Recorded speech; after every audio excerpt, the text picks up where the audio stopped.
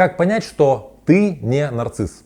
Это важная тема, я решил ее поднять, потому что сейчас очень много информации по поводу того, как понять, что человек нарцисс. У меня на канале есть видео, как понять, что человек нарцисс, какие есть критерии. И люди, которые смотрят эти видео и которые имеют достаточно высокий уровень самокритики, достаточно такой, знаете, которым не чуждо какая-то мнительность, такая склонность к рефлексии, самокомпанию, начинают эти признаки примерять на себя и думают, что так может это обо мне видео, может я нарцисс. Первое, что я хочу сказать, что, как правило, у нарциссов критика, она отсутствует или очень слабая, такая формальная, поэтому если вы начинаете задумываться о том, не нарцисс ли вы, то, скорее всего, вы не нарцисс. Потому что нарцисс, ему сложно вообще с этой идеей как-то ужиться, он и так нестабилен и тревожен. Если он еще начнет думать о том, что, возможно, проблема не в окружающих, а проблема в нем, он будет испытывать еще большую тревогу. Его защиты психологические работают на вытеснение идеи от того, что в нем есть какие-то проблемы, что он может быть нарциссом. Поэтому, если вы об этом задумываетесь, то, скорее всего, вы не нарцисс. Но для того, чтобы снять все сомнения, я приведу в этом видео 10 признаков того, как понять, что вы не нарцисс. Меня зовут Евгений Масеев, я психиатр и психотерапевт. И сегодня мы разбираем такую важную тему, как успокоиться и понять, что вы не нарцисс. Если вам эта тема интересна, ставьте лайк под видео, поделитесь этим видео в своих соцсетях.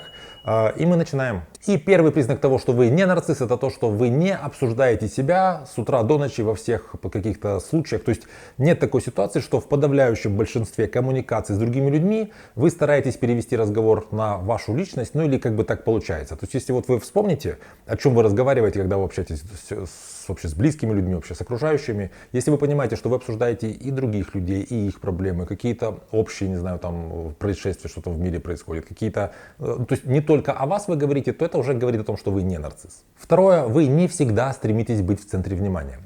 Нормально, особенно для женщины, быть иногда в центре внимания. Для каждой женщины важно блистать, это такая важная потребность. Но если вы понимаете, что не всегда вы хотите быть в центре внимания, а иногда вам даже как-то не очень удобно быть в центре внимания, то, скорее всего, вы не нарцисс, по крайней мере, не грандиозный нарцисс.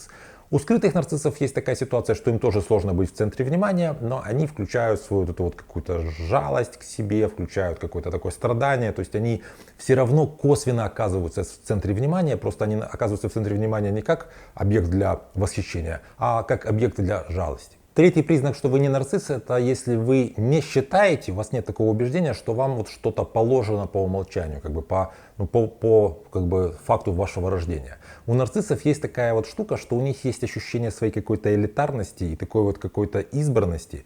Связано это с чем?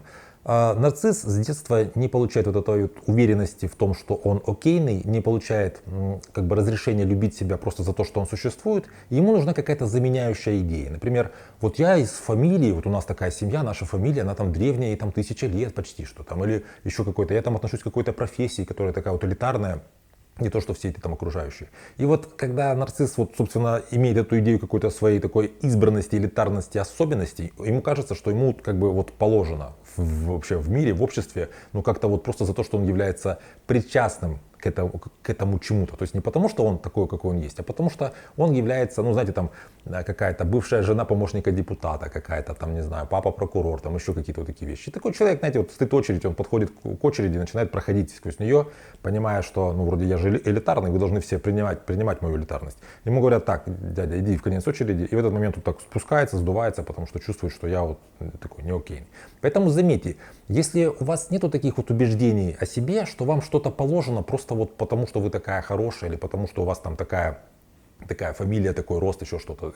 Если вы понимаете, что все, что вы имеете, вы заслужили, или все, что вам положено, оно положено вам по заслугам, то это означает, что вы не нарцисс. Четвертый признак — это то, что вы не преувеличиваете свои достижения, то есть не рассказываете о вас того, чего не было, а скорее, возможно, даже как-то преуменьшаете. Но самое главное, что вы критично относитесь к своим достижениям, потому что у грандиозного нарцисса, как правило, он что-то когда-то пытался делать, у него получилось, не получилось, он рассказывает всю жизнь о том, что я когда-то не знаю, в 90-е у меня ларек был, у меня когда-то еще что-то было. Знаете, рассказывает такого типичного таксиста, который говорит, что это у меня все временно, у меня раньше фирма была, но фирма развалилась, в общем, какие-то у меня были достижения, а сейчас я просто тут таксую уже лет 20.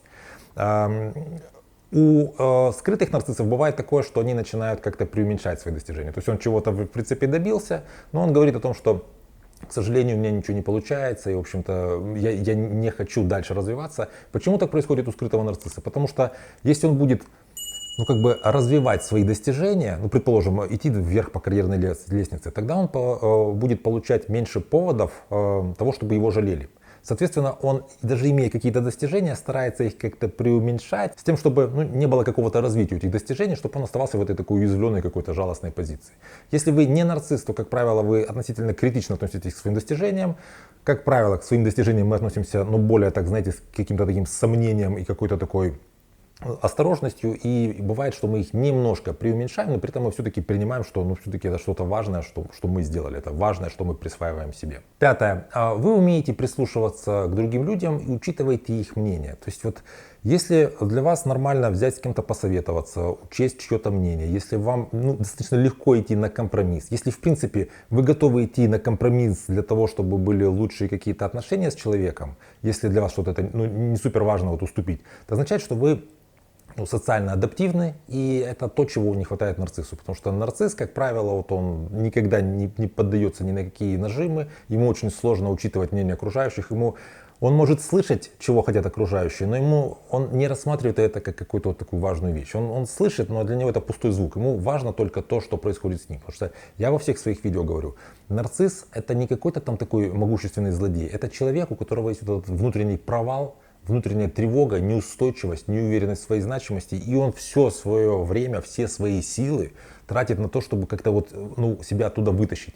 Он не думает о том, чем вы занимаетесь. Почему у нарциссов не очень развита эмпатия? Они до этого руки не доходят. Ему эмпатия не нужна, потому что он слишком озабочен собой, слишком занят своими этими эмоциональными проблемами. Шестой признак, что вы не нарцисс, это если вы не относитесь к окружающим людям по умолчанию пренебрежительно. Знаете, что все эти рукозадые, какие-то все дебилы, все бараны. Если вас волнует, что происходит у окружающих людей, понятно, что у близких людей больше должно волновать, у каких-то не очень близких чуть меньше должно волновать, что происходит в принципе у людей. Но тоже иногда, знаете, бывает, что какую-то историю услышал, как-то так эмпатично так прочувствовался, что я этого человека не знаю, но такая ситуация, что прям как-то сочувствую ему.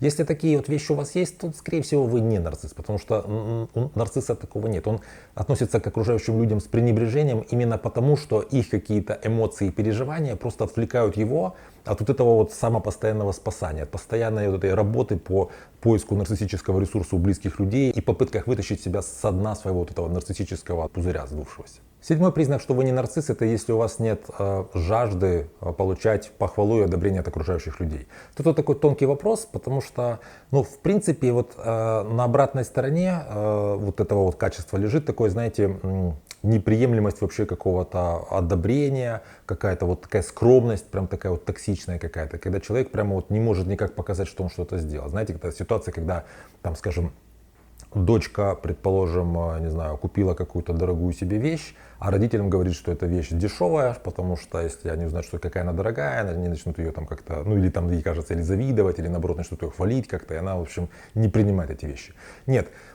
Тут важна такая штука. Нарциссу очень важно получать одобрение от других людей. Примерно как ребенку очень важно, он постоянно на родителей смотрит. Он что-то сделал и смотрит, как, молодец, я не молодец. Это приводит к тому, что для тебя мнение окружающих важнее, чем твоя вовлеченность в тот процесс, в ту деятельность, в которой ты находишься.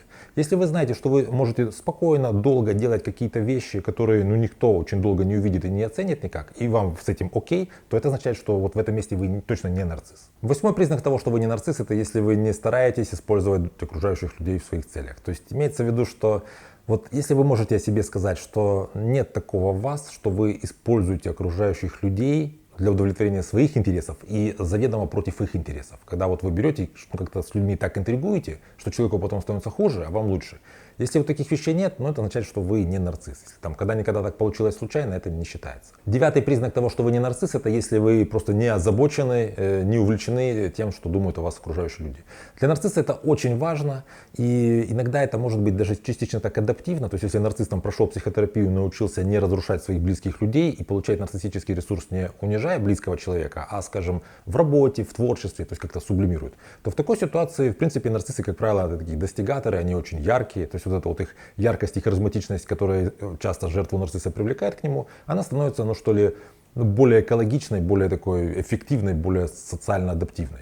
Но если мы говорим о таком разрушающем нарциссе, то такой нарцисс, как правило, он, знаете, ему очень важно, что подумают о нем окружающие люди, и поэтому для него не так важно, что, собственно, происходит с ним вот здесь и сейчас. То есть, когда он находится с вами в отношениях, он думает не о том, что вы сейчас чувствуете, а о том, что в результате вы ему скажете, ну, как вы оцените это в конце концов. Или, скажем, что другие люди скажут, посмотря на то, как я, например, эту женщину вожу куда-нибудь там в такой-то ресторан. Вот это для меня важно. Не важно, что я буду чувствовать, не важно, что она будет чувствовать. Важно, как она меня потом поблагодарит, и важно, как другие люди скажут, что вот он молодец. 10-й признак того, что вы не нарцисс, это если вы берете на себя ответственность за свои ошибки, потому что эта штука нарциссу недоступна. Дело в том, что нарцисс, он с радостью принимает к себе и присваивает все свои достижения, потому что вот если я достижения присваиваю себе, значит, все, что сделал классного, означает, что я классный. И все, что он делает не очень хорошо, любые ошибки и неудачи, а у всех бывают ошибки и неудачи, он их от себя так отторгает, как правило, навешивает, перекладывает ответственность на окружающих. Все, что у меня хорошего получилось, это я сам сделал, а все, что плохого, это виноваты вот эти вот обстоятельства или окружающие люди. Если вы понимаете, что вы можете принимать ошибки, то есть вы признаете ошибки, вы принимаете ответственность, вы как бы, это очень важно для того, чтобы исправить ошибку, вы исправляете эти ошибки. Если эти ошибки в коммуникациях, вы легко можете попросить прощения, как-то пойти на разговор, бывает неприятный разговор с человеком для того, чтобы восстановить отношения. Если все эти вещи у вас получаются, то, соответственно, это говорит о том, что вы не нарцисс. А теперь викторина. Если у вас когда-нибудь была такая ситуация, что вы, просматривая какие-то видео о нарциссах, потом начинали сомневаться, может это видео обо мне, может я нарцисс. Если вам удалось как-то себя успокоить, напишите, пожалуйста, в комментариях, как бы вот дополняя вот это вот видео, на что вы обращали внимание, чтобы понимать, что вы таки не нарцисс, как вы себя успокаивали. Это будет очень полезно для других зрителей этого видео. Если эта тема вам понравилась, ставьте лайк под видео, поделитесь этим видео в своих соцсетях. Если вы еще на меня не подписались, подпишитесь, чтобы не потерять меня. Нажимайте на колокольчик, чтобы получить уведомления о выпуске новых видео и когда я в эфир выхожу. Берегите себя и своих близких, и до встречи в следующих выпусках.